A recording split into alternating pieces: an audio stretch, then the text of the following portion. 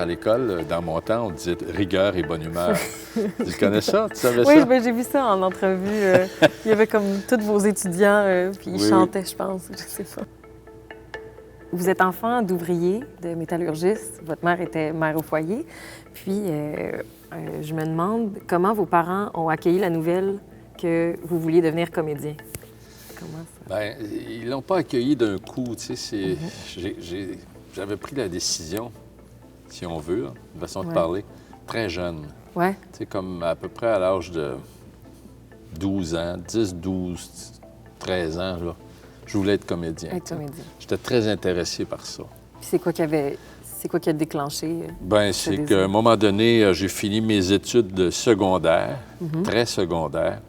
Ouais. Et puis, là, j'ai décidé que je voulais faire du théâtre. Alors, je suis allé étudier. Il y avait des cours privés à l'époque. Il n'y avait pas Lébec dans un cours. Il y avait Jacques Zouvi, qui est le père d'Alain Zouvi, qui donnait un cours. Alors, j'ai réussi, par des gens que j'ai rencontrés, tout ça, à aller au cours de Jacques Zouvi pendant toute une année. Puis c'était des cours comme 3 soirs, 2 soirs par semaine, là, tu sais. Et tout à coup, Jacques Zouvi m'a dit, « Gars, il y a une école, c'était juste en face de l'École nationale. Il a dit, il y a une école en face, là, tu devrais t'en aller là. » Puis à cette époque-là, c'était pas sur Saint-Denis? Non, c'était pas sur Saint-Denis, même c'était même pas où j'ai étudié. C'était sur la rue de la Montagne, les premières années de l'école. Okay. Alors, j'avais passé mes auditions.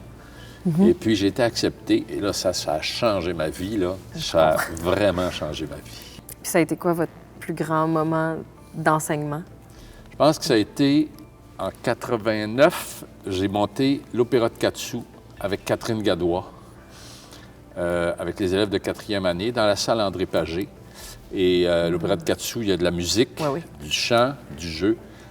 Tous les comédiens jouaient un instrument. Les comédiens du spectacle formaient l'orchestre et jouaient des personnages en même temps. On a commencé le projet, parce qu'il y en avait qui ne savaient pas jouer d'instruments de musique. Alors, on a commencé le projet un an avant pour leur enseigner des instruments de musique.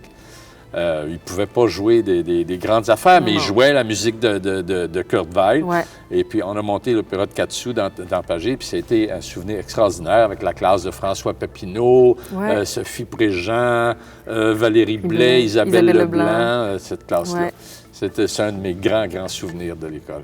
Après votre sortie de l'école, dans le fond, comment ça s'est orchestré, votre carrière? Comment ça a débuté? Assez vite.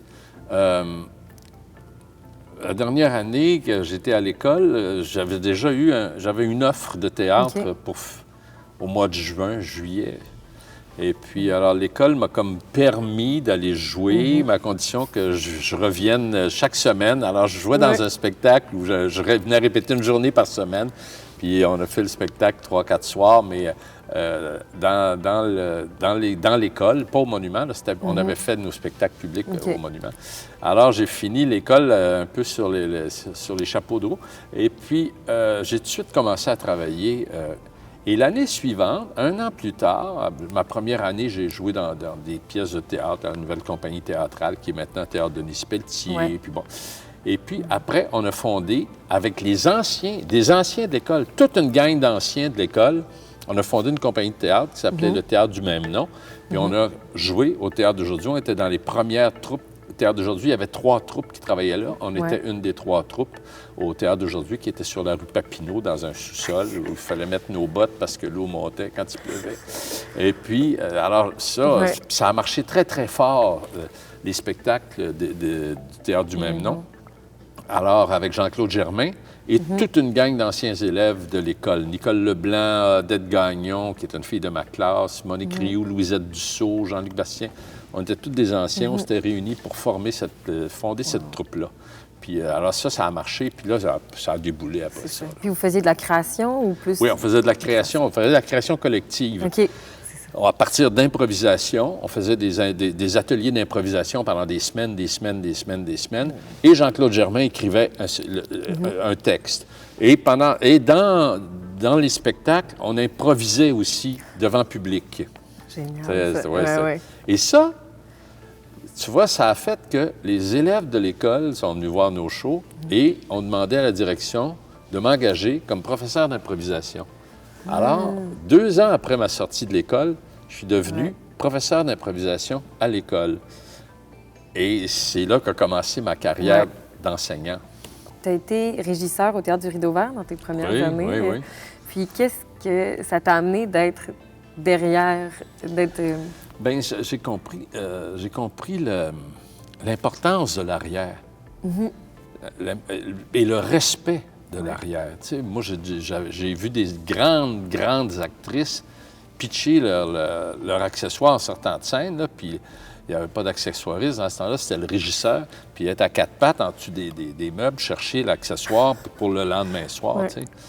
Et puis, alors ça m'a appris ça, de respecter ses costumes. Tu sais, les gens, il y a des acteurs, des acteurs qui ils sortent de scène, ils s'en vont dans leur loge, ils enlèvent le costume, mais le costume laisse à terre, puis la vieuse s'en occupera. Moi, j'accroche mon costume tous les jours. J'ai toujours accroché mes costumes. En cinéma, en télévision, en théâtre, j'accroche mon costume.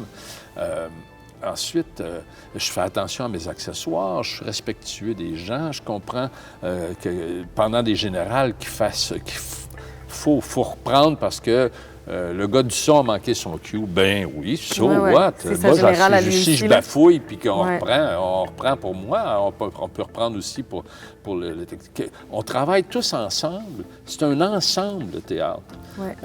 Si on veut travailler tout seul, on peut écrire, on peut peindre, on peut faire des affaires tout seul. Mais si tu veux faire du théâtre, il faut que tu apprennes à travailler en équipe.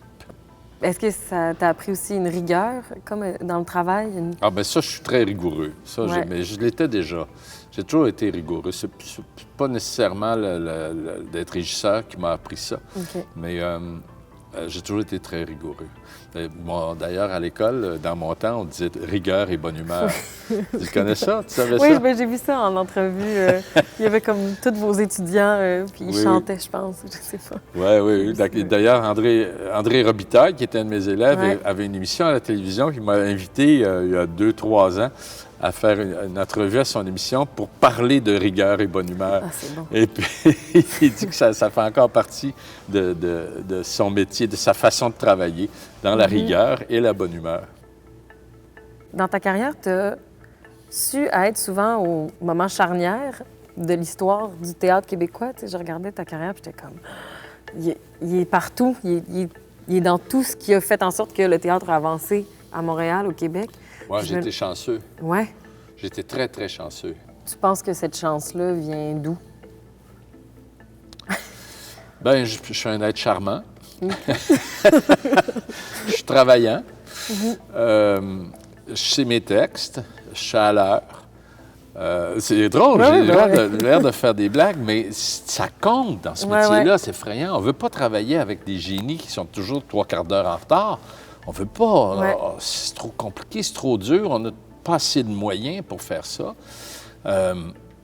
Alors, tout ça fait que j'ai une bonne réputation. Et puis, des fois, je suis bon dans les pièces. Fait que ça aussi, ça aide. Ils se disent, Gilles Renaud, il peut être bon des fois, mais il est toujours à l'heure. Puis il sait ses textes, puis c'est un camarade sympathique et de bonne humeur et rigoureux. Alors, tout ça, j'ai l'air de faire le clown, mais c'est vrai que ça joue beaucoup. L'attitude joue. C'est un milieu tellement petit. Le milieu du théâtre au Québec, nous autres, on est à Montréal, à Québec, c'est la même chose. Le milieu est tellement petit que si tu te mets à faire le con, ça se sait en l'espace de 2 jours. Là, tu sais. Mais moi, je crois à ça, le doute. Je pense qu'un artiste qui ne doute pas, il évoluera pas.